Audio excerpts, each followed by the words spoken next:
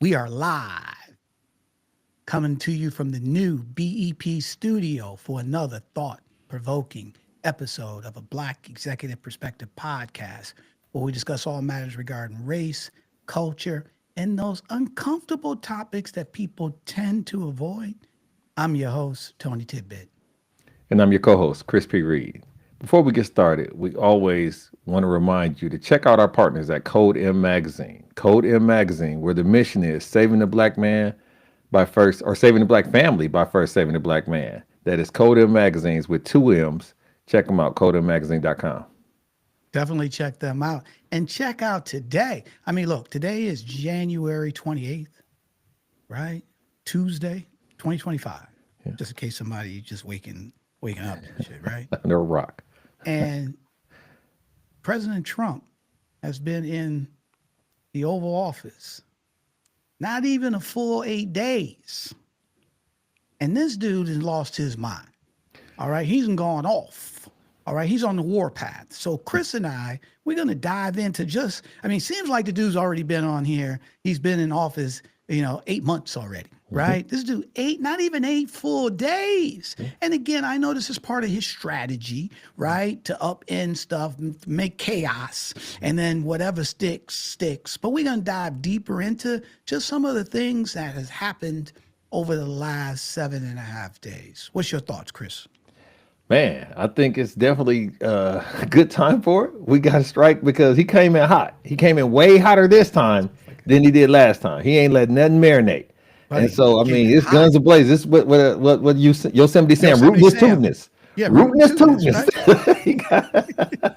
so that's where we at right now. Is every time I think I hear something and I can take some time and check it later on, I can't even wait. Is the gun he reloading every chance he get. You can't even keep up with it, You right? can't. You can't. People are like, what? By the time they get ready to respond, it's something else. Absolutely. And that may be my strategy. That may be the strategy is Buddy, to keep them, off kilter. Did you just hear what I said?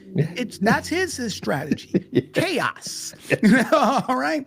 You implement chaos, right? Where you're throwing them off their game. They don't have time to respond to everything that you do.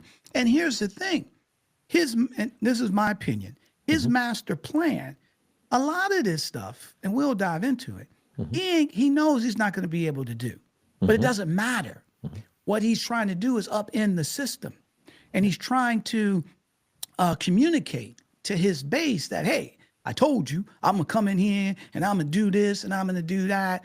So just recognize it's chaos. Now, don't get me wrong, though, and let's kick it off with the DEI stuff, right? Okay. Don't get me wrong. There's stuff that he's not looking to just do chaos. He's looking to eliminate for a bigger reason than what's been stated, okay? There's deeper narratives around this stuff, right? So Chris and I are going to talk about it. So look, bro, let me hear your thoughts. I'm turning over the platform to you, my brother. Talk to us. Okay, cool. I think first of all, misinformation. So let's just be clear. Misinformation and using the platforms, whether it be social media or otherwise, can work on both sides of it. So when I first heard of this DEI, situation, it was he signing bills that's repealing things from, Johnson, Lyndon B. Johnson and 1965, affirmative action, and things of that nature, and that he's doing it unabashed and willy-nilly, without any really forethought. He's just coming in and trying to, like you said, make a splash.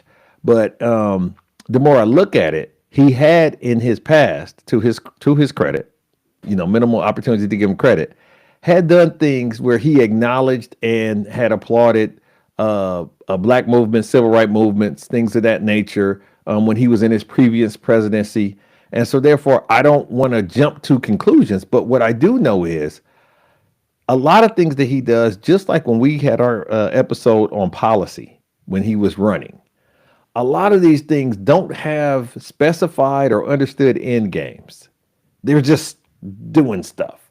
And if the end game is to absolve people of color, marginalized people, women of opportunities, is that something that's possible at this point in our evolution from a societal perspective? Is it possible to Is it possible for you as a professional to go into a room and it be all white dudes and you don't think this is weird?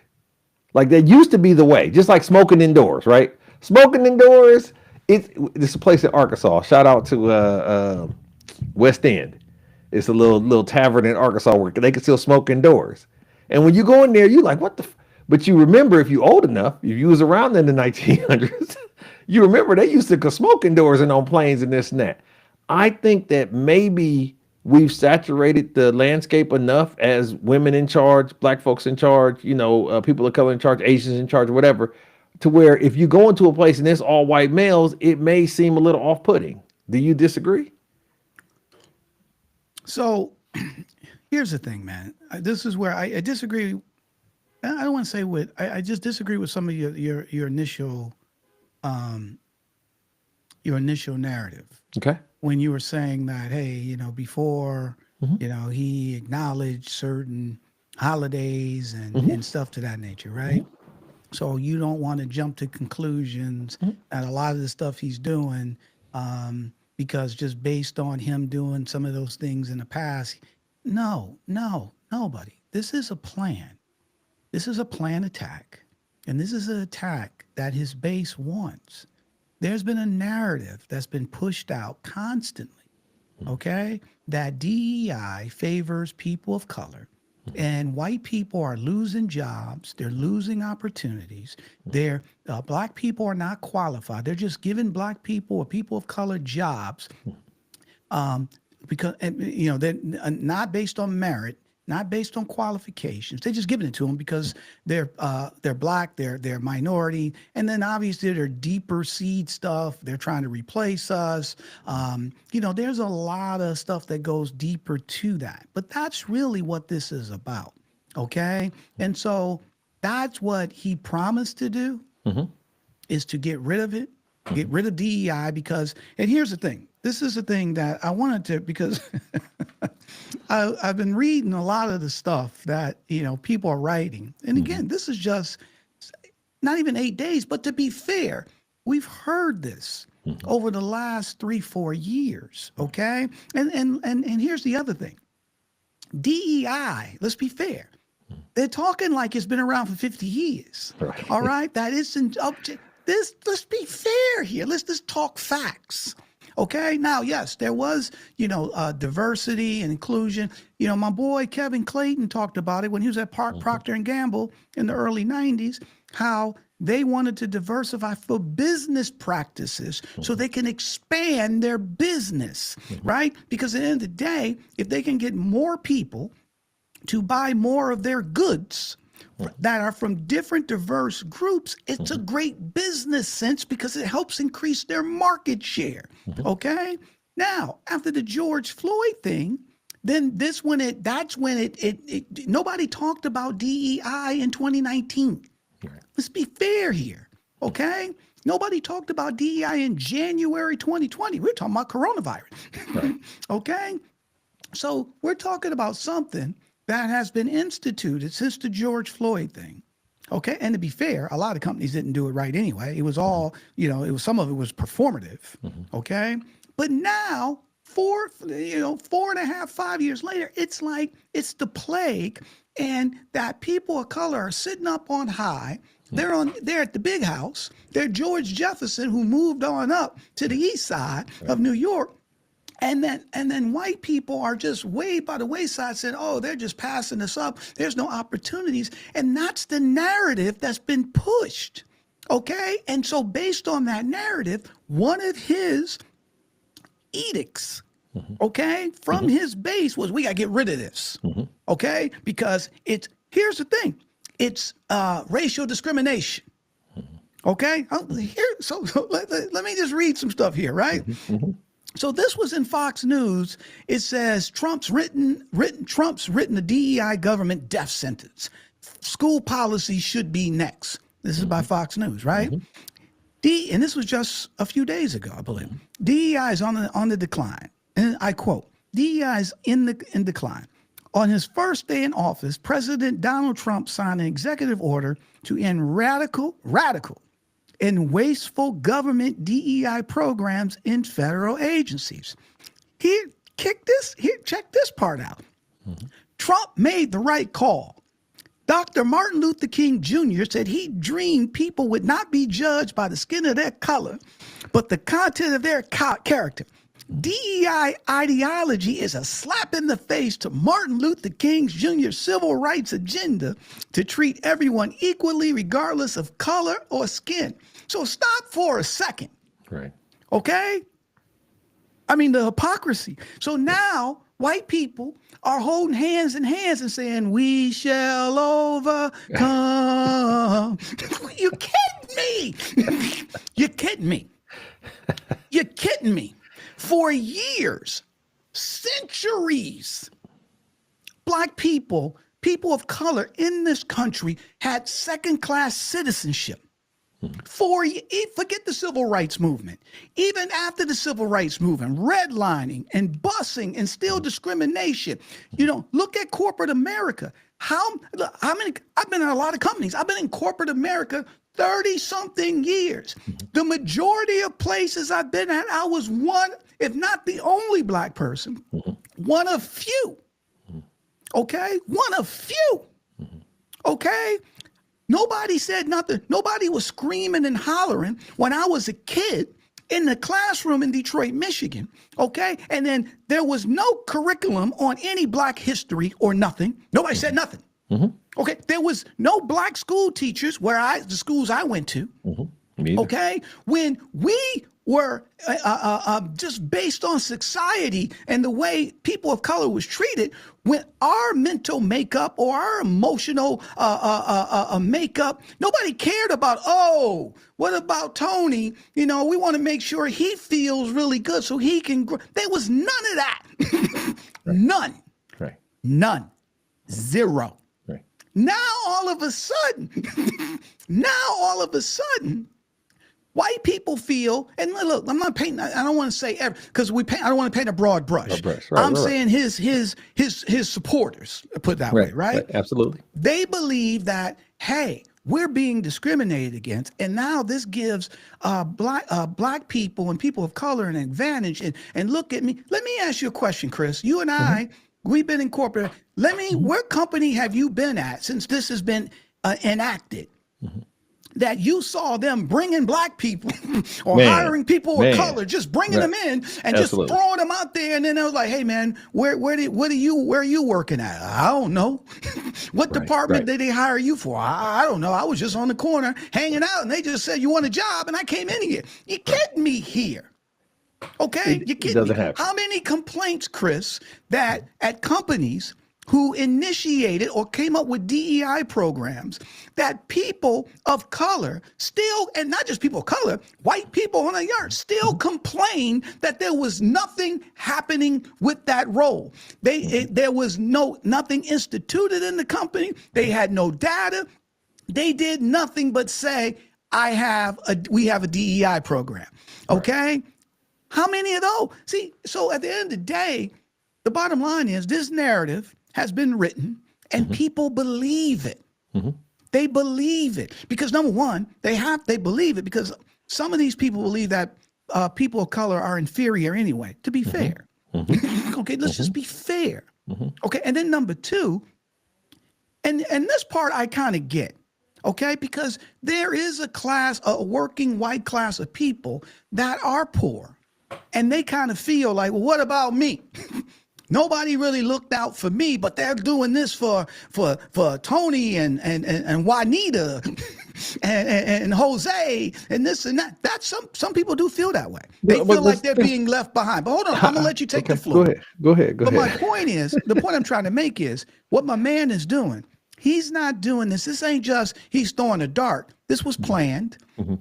This was calculated. We can talk later about Project 2025 and stuff to that nature. So this ain't shocking. This was the key. The shocking part is that when he first became president in 2016, he had to feel his way around how to do stuff.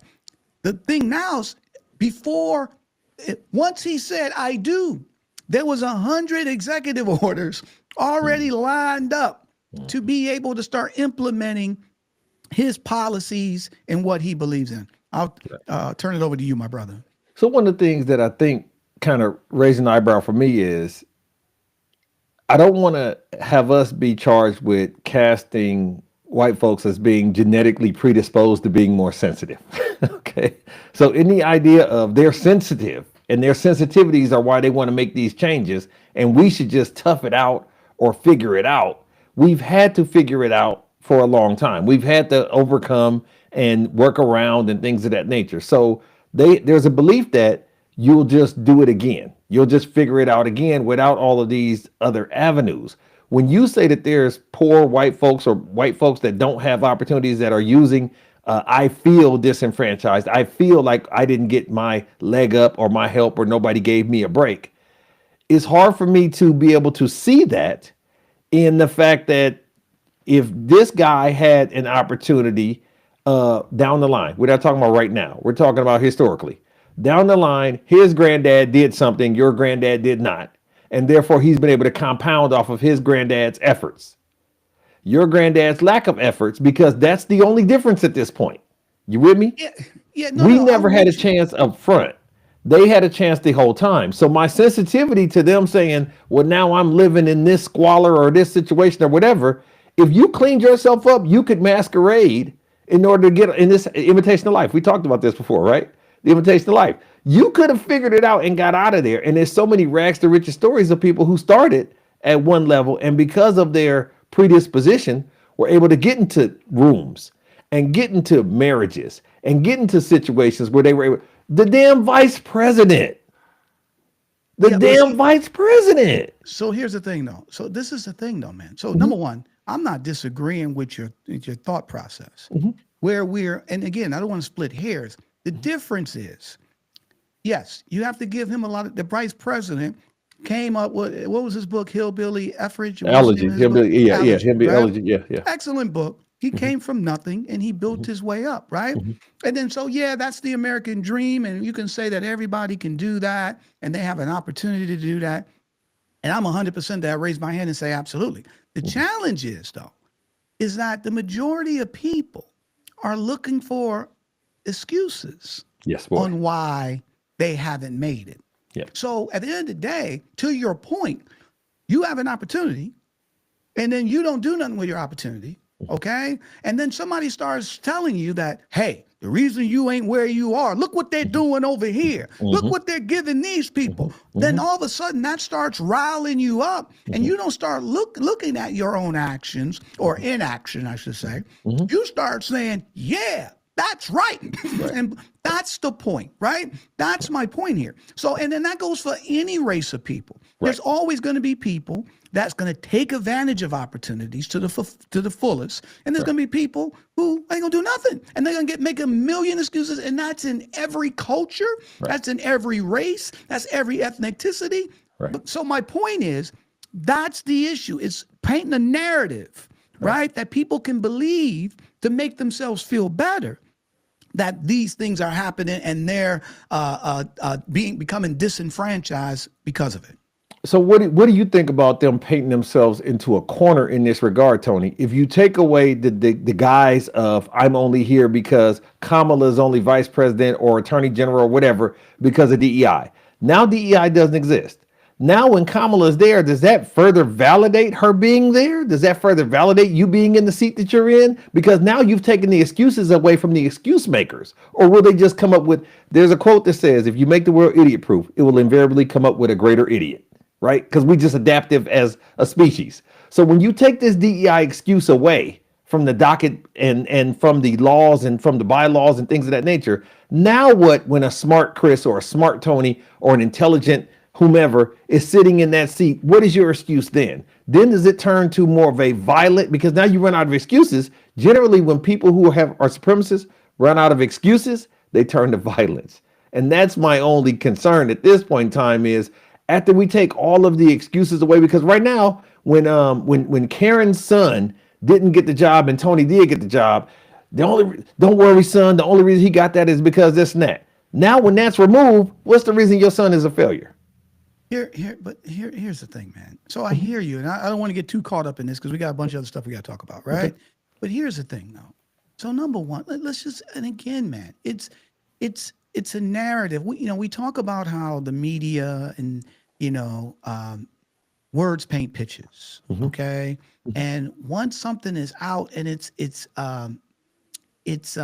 reinforced Hmm. over and over, verbally, subliminally, indirectly, Hmm. directly. The more it's reinforced, people believe it, and they may not say it. Okay, so Gotcha. the thing is this, and this is how you get people riled up because you use dog whistles and stereotypes Hmm. that people actually believe. Hmm. So this is nothing, this is not all of a sudden this is just happening for under Trump. People believe that black people are inferior. That's Hmm. just a fact. Hmm. Okay. Not every, and let's be fair. Again, I don't Right. want to paint broad brushes, but there's a Right. segment of our population that believe that. They Right. also believe that when we get a job, we're not qualified.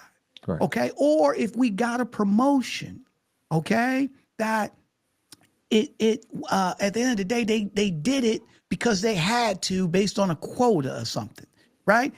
I can give you a million examples. And let me Correct. just give you a couple. Right. Correct. So when Denzel, how many times have you heard in every walk of life when somebody who gets promoted or wins an award and they're white, it was wow, well deserved, Hmm. great. I mean, so smart. They're this, they're that. People clap. But then when a black person or person of color, and you can even throw a woman in this, Hmm. when they get it, they're like, well, the only reason they got the job because the promotion they were black. The Hmm. only reason she got this is because she was a woman, Hmm. right? Immediately they just erase any accomplishments. Hmm. Because it couldn't have been. You Hmm. couldn't have done. Denzel, when he won the Oscar, how Hmm. many people, instead of saying he deserved the Oscar, they were like, he only won it because he was black. Okay? Hmm. So when that's your mindset, Hmm. when that's what you believe, so it's easy to throw these things out on the table and say, hey, these people are benefiting because they put these policies in place. Okay. And the only reason they're benefiting is because of these policies, and we got to get rid of them because it's affecting you. Right. Okay. That's the issue. I still can't. I want to see the company. Right. Please, somebody show me a company Right. that once DEI was implemented in their company, that their company wrote their ranks became 20, 10, 20, 30, 40% minority. I just please share that with me. All right. Because at the end of the day, I'm hearing, and look, there's companies that were great at DEI and there was companies that were terrible. Hmm. That's in everything. There's Everything. not a policy. There's not nothing that you can't implement. There's not a company. There's nothing that you can implement that is not going to be good or bad, right? What you do is when you believe in it, you fix it along the way. All right? That's the key. Go ahead, brother. I think that the issue is we can't convert the fools, or we can't convert those who don't want to believe. Let me give you a great example. This is spot on. When you talk about data and intelligence and information, if you ask a person who's a non-believer, why does the welfare system exist? Who's taking advantage of welfare, public welfare? They Right. will say black folks all day, every day. No When the question. facts and the data support that it's more white folks, but when you have somebody that's not determined to listen to reason, we talking to the reasonable? Or are we talking to these yahoos who could care less about the game that we given? So, Chris, though, we're talking two different things here. Okay. Okay. What I'm saying and what we came on saying is Hmm. that Trump, is on the warpath Hmm. Hmm. because he's doing these things to appease his base. Hmm. There's no more trying to convince somebody otherwise. They Gotcha. believe it. It's a wrap. All right. And they believe it so much, they went out and voted for him. All Right. right. So they're expecting these things. Right. So there's no more, well, you know what? They're fools. Or, you know what? Gotcha. Why can't we convince them? Or the facts say this and they believe that. That's gone. It's gone. That is But gone, do we bro. believe, Tony, that he's accumulating more fools? Do we No, believe that he's creating no, because of the no, rampant no, implementation of these things that more no. people are just turning a blind eye? it's not. So look, bro. There's a lot. So it would be simple to say is this versus that. It's a lot of stuff. That's the thing. There's a million things going on. Okay. And because there are a million things, this is why he's creating the chaos. Okay. So he's just not attacking this. He's going over here we got to get the transgender out of the military. We going over here. We're going to cut these programs. So he's going on. And here's the thing though. And the transgender part, right? Here's the thing. What's the percentage of transgender American people in the United States? Minuscule compared to, Yeah, I mean, 0.6%. Yeah. Okay, think about that. 0.6%. 370 something million people. 0.6% are transgender. And that's one of the first, that's a national security thing. That's one of the first things you do. Those are cultural wars. Yeah. This is what stop. That's what I'm trying to say. So this is to rile people up because most people don't, matter of fact, most people don't even know that number. They're thinking because they see TV commercials or they read an article that this is, they got zombies coming over the table. What was that thing? The Walking Dead. Walking Dead, this is happening all over the place. People coming all over, and it's transgender this shit, and it's not.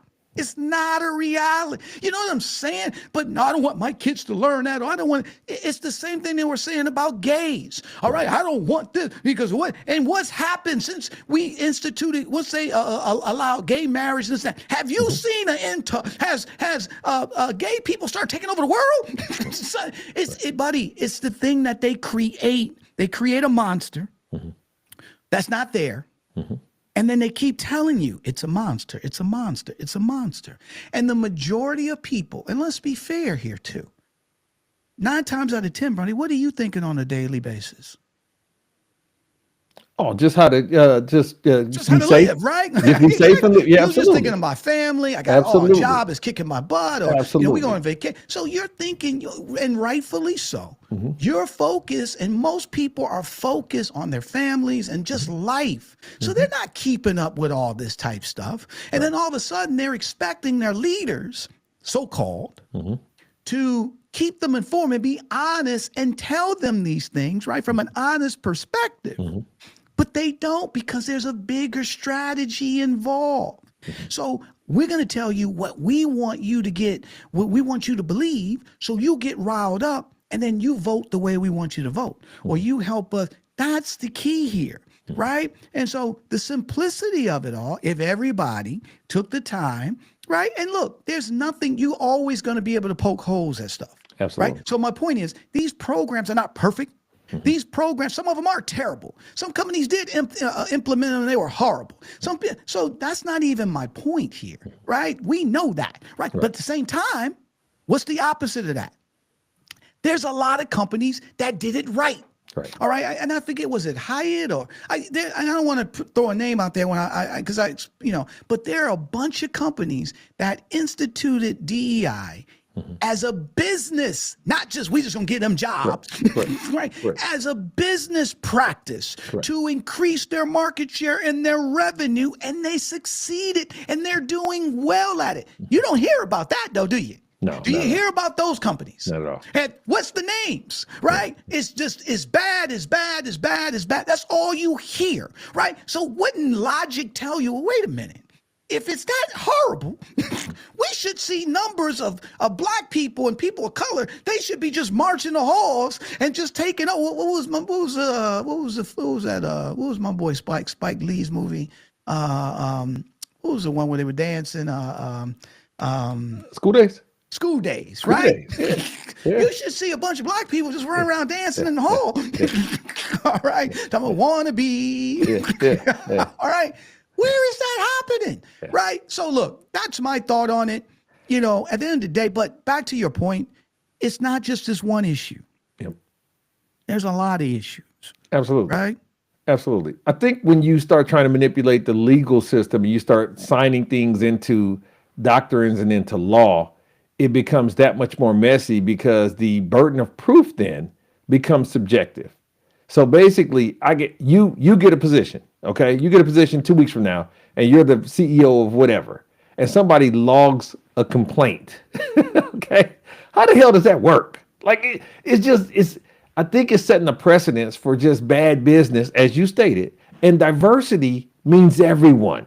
Stop letting people program you to believe that diversity means black, or diversity means gay, or diversity means women. Diversity means they made it a definition for a reason, and we're letting people reconform, just like we talk about the woke, right? Remember we did the episode on woke and how they co-opted that and made it something that it was never intended to be.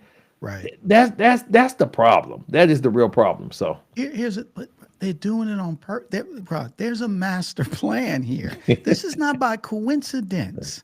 Okay, it's not. Right. Think about it. I think remember we had Kevin Clayton on, and he spoke about when he went out. He met with some company in I think it was in Utah, Salt Lake City or something of that nature, and it was a C-suite meeting, and they were going to talk about diversity, right? And he said he got into the conference room, and his first question, right, and it was all white men, okay, C-suite, all white men. He said like 12, 14 people, and he said, so the first question I want to ask you is, do you have diversity in your ranks? And the CEO started laughing and said, well, Kevin, if we had diversity, you wouldn't be here. Ha, ha, ha, ha. Right? And then so Kevin said, okay, all right, well, let me ask you a couple questions. He said, how many of you went to college? Everybody raised their hand. Right? How many of you are married? Only a half of the people raised their hands. How many of you are Mormon? Only a 20% raise their hands. How many are this? How many are that? Right? And then even the people start saying, I didn't know that about you, blah, blah, blah. Right. I didn't know about you. All right. So after about 7 to 8 questions, then Kevin said, so let me ask you that question again. Do you guys have diversity here and the CEO says, you know what, Kevin? We do have diversity. Yep. Exactly. Yep. Right. But it's turned into this black thing. Right. And it was done on purpose. Right. It's done on purpose, buddy. It's a master plan to divide. We say it all the time. You can divide people, you can conquer them. Right. And we're fighting about stuff, and people have riled up about a lot of stuff that's not true. Okay. But they want you to get riled up.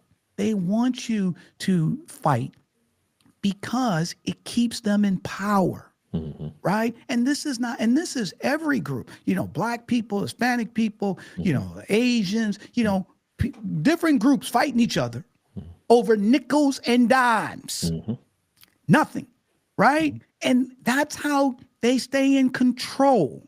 And it's not here. This is a method that's been instituted forever, okay? And so if we can divide them, we can conquer them, right? And this is where we have to be smarter.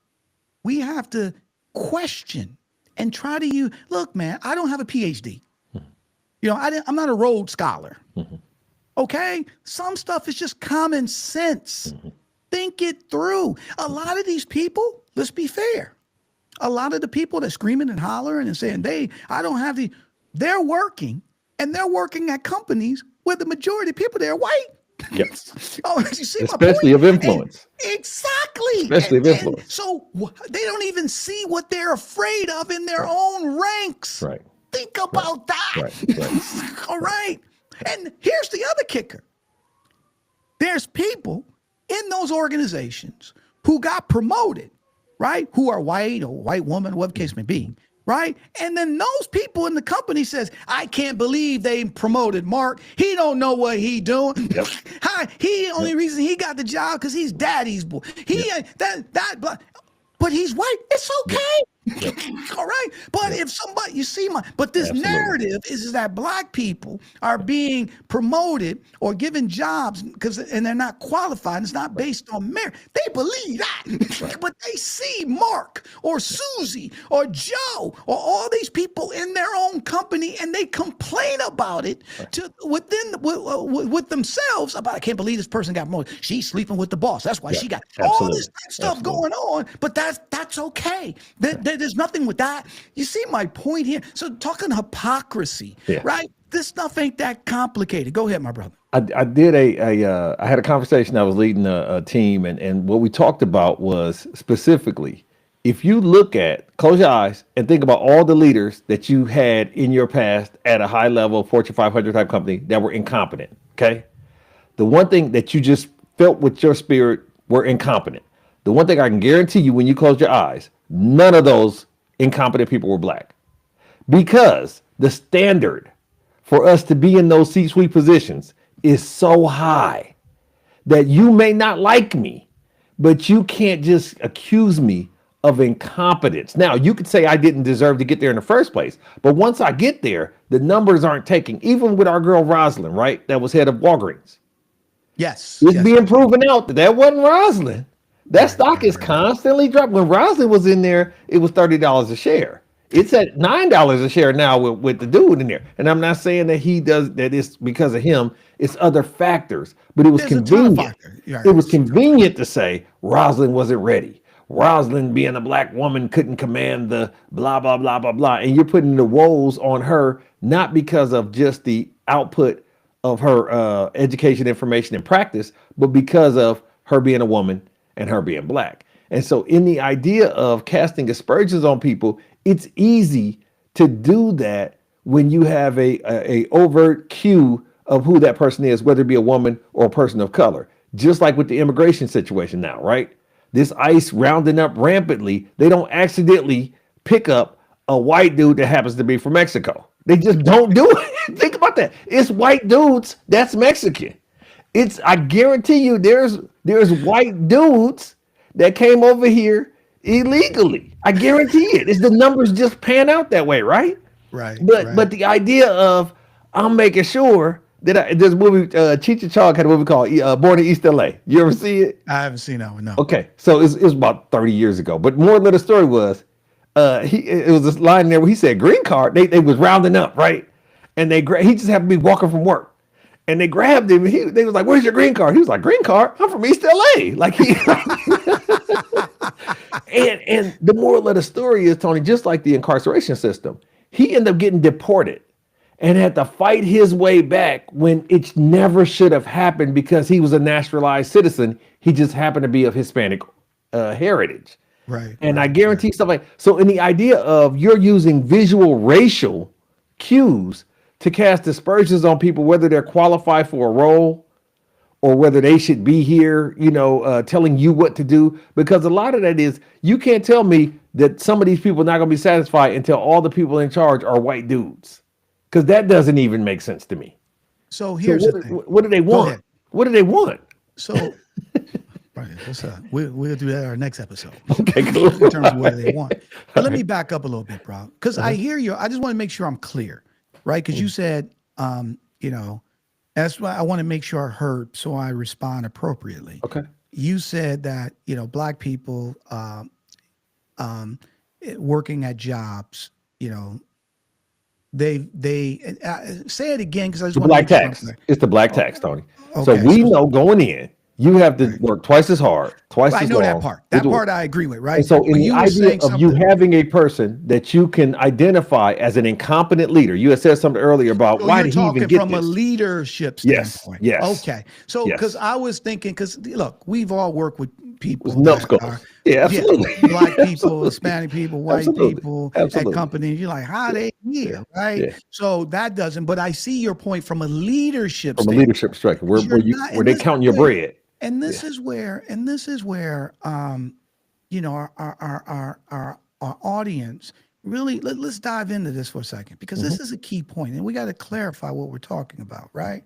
So, number one, yes, person can get in and get a job, right? Like everybody else, and they can be good or they can be horrible. right? Or they're just working hard enough not to get fired, right? Hmm. That's every race, that's every color, that's every gender, Hmm. right? We've seen it. That's just every, that can be anybody, right? Hmm.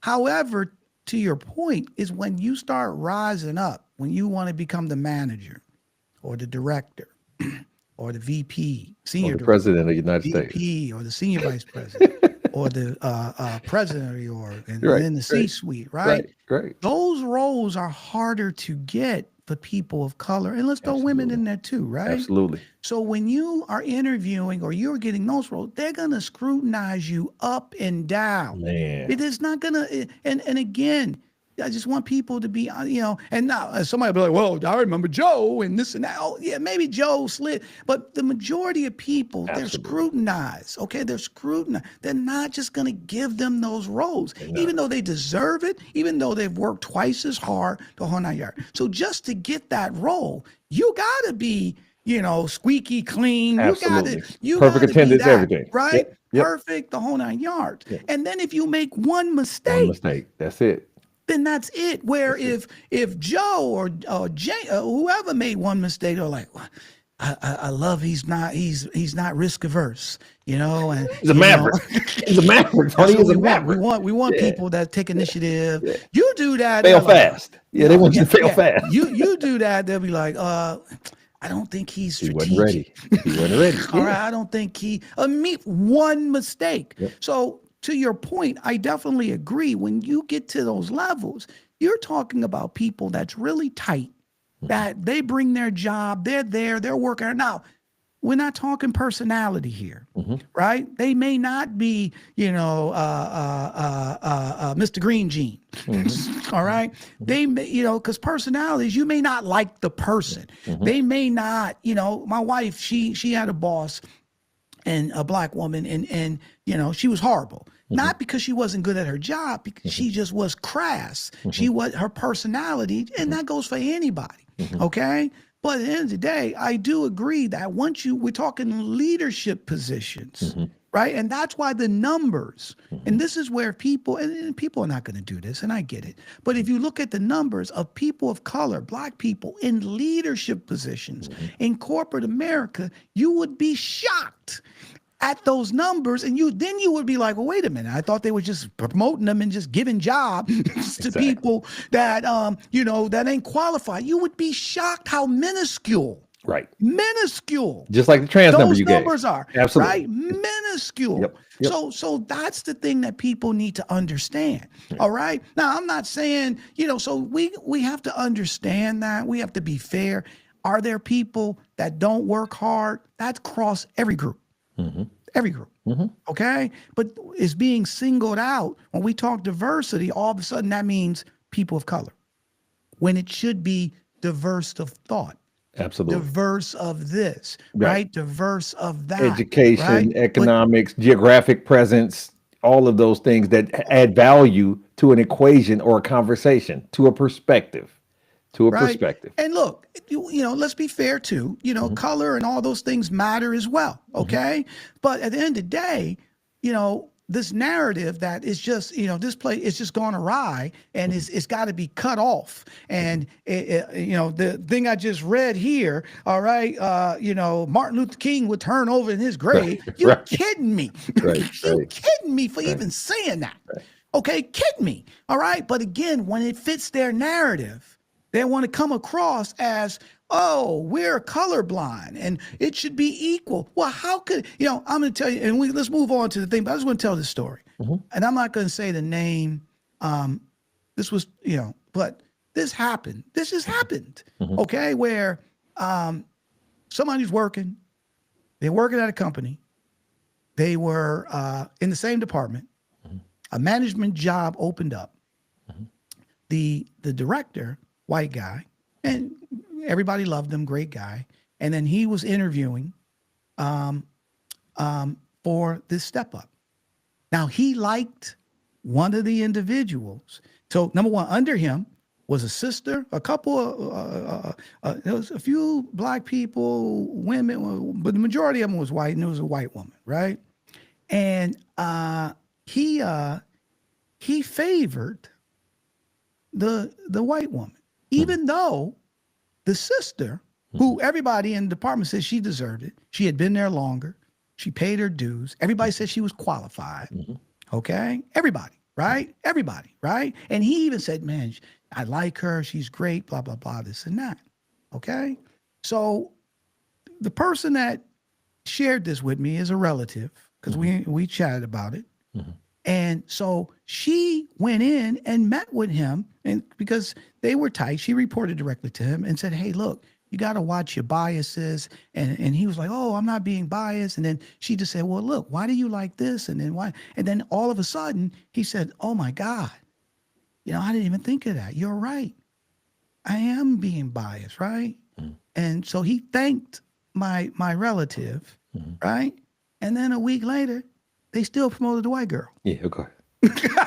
Right. And then he said, well, I just think that she's better for the future. And then, so wait a minute here. Wait a minute. When we talk about merit, okay, let's just be clear. And see, these things happen all the time. Right. And there's no recourse for the woman who deserved it. The whole department says she deserved it. Even the woman who they promoted, she learned from her. All right. The white woman that they promoted, she was like, oh, this should be blah, blah's job and this and that, whole nine yards. But he didn't feel comfortable with her. That was the issue. He felt comfortable with somebody he felt like he could relate to because he wasn't comfortable with somebody else. That's the issue. So if you just make this like, let's just make it based on merit and this and that, it was already, think about if that model was the model that would work, wouldn't you think you would automatically see more people being promoted of color based on merit? Absolutely. Okay, stop it. Absolutely. Stop it. Just think it through. Right. So I'm telling you, the issue is they don't think people of color are qualified, period. They think they're a subset. They think that they're a second class. Because at the end of the day, if everything was equal, forget a program. Forget a program. Forget a program. It's just, hey, here's 10 people, right? We all been working together for 2 years together, right? And then Chris Reed has stood out as the leader, right? And then here's somebody else. There's a clear delineation, right? And then a role comes up, and then Louis over here gets it.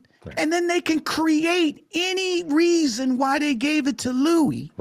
When everybody knows that you outworked them, you outthought them, you bring people together, you take initiative, all these things. But so then you don't get the job. What happens? Where's the recourse? Right? What happens? That's my point here. So if everything was equal and everybody did the right thing, and this is what people got to understand, if everybody did the right thing and we just went based on just being fair, no biases, no nothing, we wouldn't need affirmative action. We wouldn't need none of this because guess what? It would be natural. Everybody would just do it, but they haven't done it. Final thought. Okay, final thought here. Hold on. Let me tell you my final thought. Okay, go ahead, give it to me. Let's look at the NFL. Okay, yep. Okay, let's look at the NFL. Yep. Okay, the NFL wasn't hiring any black coaches, head coaches. What did they institute? The Rooney Rule. Okay, that means that guess what? You now have to interview, before you hire anybody, you have to interview a black person or a person of color, right? They have to be a part of the interview process. Okay. Now, this was instituted when?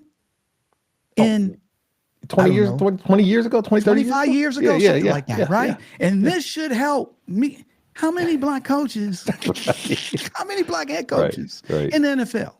How many times, and for my sports fans that's out there, how many times when somebody gets fired and then you immediately hear, we want to hire Mike Vrabel. This happened in Boston. We want to hire him, right? But we can't hire, we got to interview. So what they do a token interview with a bunch of other people just to say that they substantiated, they checked that box. Then they go hire who they wanted to hire from the get-go. Right. So the point of it is, even though you had something, people still circumvent it. Right. Because the bottom line is they just want to hire who they want to hire, and not all that. And that's really what it comes down to. Absolutely. And people need to understand that. Go ahead, Right. bro. The issue is there's nothing that is specifically against it, and it's hard to prove in a court of law. Let me give you a great story. Exactly. Great story. There's a young lady. And I'll put it in levels just for the sake of the audience, right? She's a level 1, a level 3 position becomes available. When that level 3 position comes available, she's, approached and said, hey, you'd be great for this role. She's told herself, wait a second, that's a skip. And they don't, but we've seen it in pockets here and there. It just hasn't been black folks, right? She's an African-American woman. But little do they know, she's gone to school and secured paperwork, secured a degree and things of that nature while she's been working there. But she's been working there 5 years. So the guy that's hiring for the role is determined to get this white dude from off the street. They say, hey, wait a second. She is qualified for this role and blah, blah, blah, blah, blah. He's like, well, no, because this is a top tier role and she's only here. You know what I mean? And they say, well, whoa, whoa, whoa. But if I look at his resume and her resume, she's not only beating him in the resume check boxes, she's also a known commodity that we've had here for X number of years. So we know her instead of investing in somebody off the street that we don't know. We know her. She's been here and we know she can do. She has all this. So then it turns into, well, that would involve such a high salary deviation because she's making $100,000, she's making a number, $100,000, and this is a $190,000 job. We can't justify jumping up that much.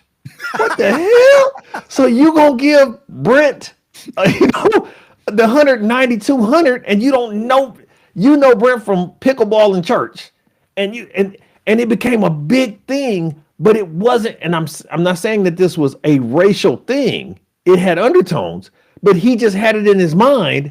This dude was for this role. Be damned all of the evidence that she would have been better for the business. And I'm glad you said that, bro, because the same thing happened in the example I said, right? Mm-hmm. So this is what we talk about unconscious bias, right? Because my relative said he was a great guy. I mean, everybody loved the boss or what the case may be. Mm-hmm. However, in his mind, it's this person. Yep. Right. And that's it. And because it's somebody that you're more familiar with. Yep. We go back to the NFL. The reason that they're hiring the same people because they're familiar with them. Yep. They hang out with them. It's the same thing that happened in the C-suite. And that's one of the things that DEI was supposed to help correct. Is at least having people of color have a seat at the table, not promote them, just have a seat at the table. So the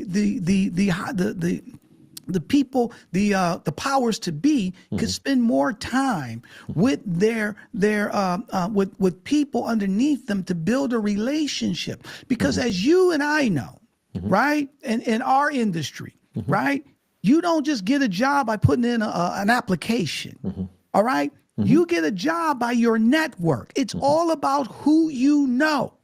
Okay, that's and a lot of people don't understand that. Okay. And so at the end of the day, when a job like that opens up, what do? They think of who do they know? Yep. Who is in my network, right? Yep. And then if people don't look like I'm in your network, but the bottom line is they're going to hire somebody they feel familiar with, my brother. Let me close it out with this, Tony, because I think you said so much to put on the audience mind, on my mind. But when you brought it to the NFL, it reminded me of a story, and it's one of the greatest stories that's happened in the NFL, and it's Mike Tomlin, my rival coach, right? Mike Tomlin, because of the Rooney Rule, got interviewed for a head coaching job. He knew he thought he wasn't going to get it, but he went in and did the old college try. He was so impressive in that interview that was mandated or highly suggested that word got around. It's a young dude. Remember how when Barack Obama first came, it was a buzz. It was a buzz. It's a young person out there, man. Anyway, moral of the story, the Rooney family with the Steelers had heard about him interviewing somewhere else and called him in. They ended up hiring him. No head coaching experience up until this point. Since then, he's the second longest tenured coach in the NFL and has never had a losing record with 2 Super Bowls.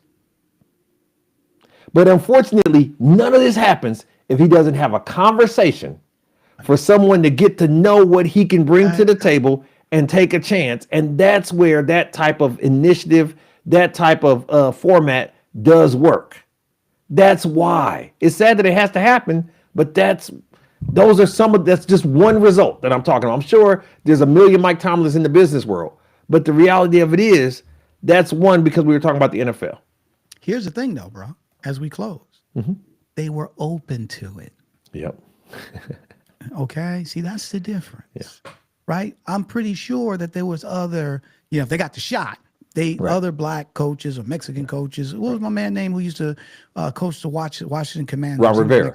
Ron Rivera, right? Yep. You get a shot, and then all of a sudden they're like, "Oh, this dude's pretty good," right?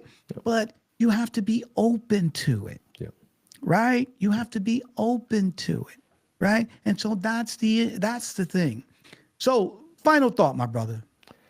I just think that we have to be understanding of the big picture. We got to kind of see where the puck is going, so to speak, from a hockey perspective. And this warpath that Trump is on, it's only the beginning. Please do not think that he's going to get exhausted from the chaos. Like he's not going to swing himself tired with all these punches he's throwing, and he's just coming up with stuff to see what sticks. And that is the easiest job in the world, to be a critic. It's the easiest job in the world to be a naysayer and just to say things without repercussions. But we have to find some way of being vigilant throughout all this and not get down or get, so deep in the dumps that we feel like there's no opportunity. So why even try in the first place? Because that's antithetical of the civil rights movement, of civil liberties, of feminism, of everything else. That's how terrorism works, right? They make you want to stay at home and be a prisoner in your own mind. This is just another form of terrorism. You know what, buddy? Great point. And I'm going to add to that, right? Number one, to be fair, we came on guns blazing saying that chaos and he only been in 7.5 days and this and that. But to be fair, we shouldn't be shocked. Right. We knew what he was going to do. This is not, somebody get voted in. You're like, I can't believe this is what we saw. We knew this was going to happen. Okay. Just to be fair. Right. And so at the end of the day, I think it's important as citizens is that we have to speak out on these things. We have to push back. We can't just sit back and take them. Right. Because if you don't, this is, at least in my mind, I'm thinking of our next generation. I'm thinking of my daughters. I'm thinking of our next generation. We had a lot of people who died wishing that they could be in this position. They died. They gave their lives. They gave their finances. So people would respect Black people and open up more opportunities and this and that. And right now, we're seeing a lot of things being rolled back. And so it's hard not to take it personal, to be honest, right? Mm-hmm. And people will try to position it, well, no, it's not that. It's not a race thing and this and that. Yeah, it is, okay? You can try to put lipstick on a pig, whatever the case may be. We see that. And at the end of the day, we have to band together. And let's just be clear here, too. At the end of the day, when we say white, we're not talking all, because the majority of white people are excellent human beings. And to be fair, I always say this, if Jim Jones can get 900 people to sell their possessions, all right, move to Africa, and then call him dad and God, and then drink cyanide, okay, at his request, you can convince anybody of anything, right? And so a lot of it is tying into people's fears. Because I can tell you flat out, I have a lot of friends, relatives. I got people of all colors that if I hit a button and say something has happened to my family, they would be here in a heartbeat. I call them brothers and sisters. However, we disagree on some of this stuff, right? And that's okay. That's not a bad thing. I don't wipe them off or they don't wipe me off. We just see the world a little bit differently. But I still love them. They love me. We still do barbecue. We do a lot of things. And I think At the end of the day, one of the things Chris and I want to do is have you guys join us because I'm open. At the end of the day, we're talking about what we believe and this and that. I would love to hear from somebody else to educate me on some things that I may not be privy to, or I may be privy to, but I don't understand. So we're open for that. We want people because a lot of stuff that I've learned from when I first disagreed with someone, and then I thought about it, marinated on it, and then I'll say, you know what, I can see this person's point of view. I never thought of it that way. So we hope that you continue to follow and join a Black Executive Perspective podcast. This is our first time doing a live event on YouTube, and we're going to continue to do that. So we love to see your comments. We want to hear what you think. Keep them clean. You don't have to attack nobody. If you disagree, we respect that, right? But you don't have to call nobody names or anything like that. Let's have a conversation. And at some point, we would love to have you come on. And we're not going to attack you or try to make somebody look stupid or anything like that. It's about time for us to get together, have these conversations, and learn from one another. So I just want to remind you to don't miss next week's episode of a Black Executive Perspective podcast. As you can see here, we bring on unapologetic conversations and powerful insights on topics that matter most. And, Chris and I always say this ain't a discussion, this is a movement, right? And so look, this is your chance to be inspired and obviously join the conversation. And then we also have other platforms that we tend to give great information and insight on. One of them is Need to Know with Nsinga. This is a weekly episode, Need to Know with Dr. Nsinga Burton. A Black Executive Perspective podcast has Dr. Burton come on and dive into timely and critical topics that shape our community and our world. She's multi-hyphenated, very diverse in thought, passion, experience. You definitely want to tune in and check that out weekly. Need to Know with Dr. Nsinga Burton. Absolutely. And as Chris said, we have another platform. It's called Pull Up, Speak Up. It's a roundtable that tackles the hard-hitting, provocative topics of today. You definitely want to join that because it's 3 to 4 individuals who don't know each other, and we're talking about topics like this, and we get to hear everybody's perspectives. It's bold, unfiltered, again, unapologetic. Every voice matters. This is a way that we learn and provide a platform for other people to share their perspective, challenge beliefs, and obviously ignite our minds. So this just isn't talk, it's a call to action. So definitely tune in because we're creating a revolution with Pull Up, Speak Up. And all these things really do tie into our ultimate call to action, to incorporate less. Our goal is to eliminate all forms of discrimination and achieve this by asking everyone to embrace less, L-E-S-S. The L stands for learn. Educate yourself on racial, cultural nuances. It's not always going to be simpatico. It's not, even you can see here with us. We don't always see it exactly eye to eye, but we allow each other the platform, the latitude to explain perspective and be candid and open and say, I don't see it that way. And I learn as I go with Tony. I learn as I go with the audience if they allow for it. Absolutely. And then after you learn, you have the letter E. E stands for empathy. Now, since you've learned, now you should have more empathy for your friends and colleagues because now you know what they've gone through and you can understand their perspective. And then the first S stands for share. Now that you've learned it, don't hide it, divide it. Spread the good news. Let people know, hey, I picked up on this. It's so much information out there. Some of it missed, some of it hit, but make sure that you share what you know is good to keep everybody in line and helping them understand how to make things better. Absolutely. And the final S is stop. We want everyone to actively stop discrimination as it walks in your path. So if Auntie Jenny says something at the Sunday dinner table that's inappropriate, you say, Auntie Jenny, we don't believe that, we don't say that, and you stop it. So if everyone can incorporate less, L-E-S-S, we'll build a more fair, more understanding world. And more importantly, we'll all see the change that we want to see because less will become more. We spoke to you about the different avenues that we try to reach you to incorporate less and listen to different perspectives and ideas. Please make sure you go to the website, sign up for the newsletter. Make sure that you review, subscribe. We definitely want to make sure this live thing goes off well. So tune into these because we're not going to go away. This is going to happen. So make sure you stick with us. But Tony, what are other ways that they can find us? Chris, they can find a Black Executive Perspective podcast on YouTube, Apple, Spotify, or wherever you get your podcasts. And you can follow us on our socials of Instagram, TikTok, LinkedIn, Facebook, YouTube at A Black Exec.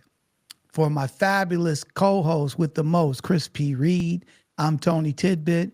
We talked about it. We fought about it. We learned about it. We love you, and now we're out.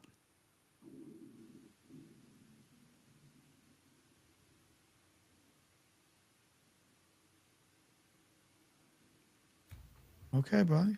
Did you have any comments come in? I didn't see shit.